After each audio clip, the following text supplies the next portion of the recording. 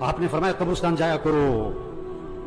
ابھی تو جنازوں میں بھی بڑی مشکل سے جاتے ہیں تھوڑی دیر کے لیے.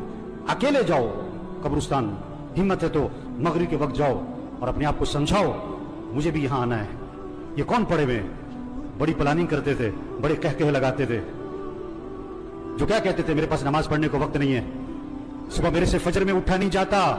یہ پڑے ہوئے قبروں میں, جوان بھی ہیں, بوڑھے بھی ہیں, غریب بھی ہیں, امیر بھی ہیں. آپ صلی اللہ علیہ وسلم نے فرمایا قبر مردے کو اپنے ہاتھ سے غسل دیا کرو. محلے میں نہ تلاش کرو غسل دینے والا کون ہے, تیرا باپ تھا خود دے, تیرا چچا تھا خود دے.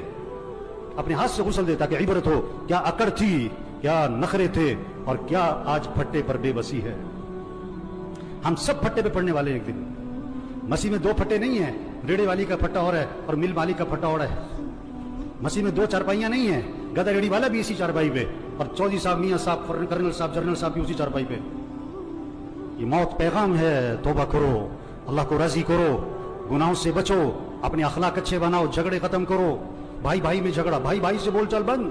ایک گھر میں رہتے ہیں, بات نہیں کرتے. مر جانا ہے, کیا اکڑ مکڑ, میں کیا میں, مر جانا ہے.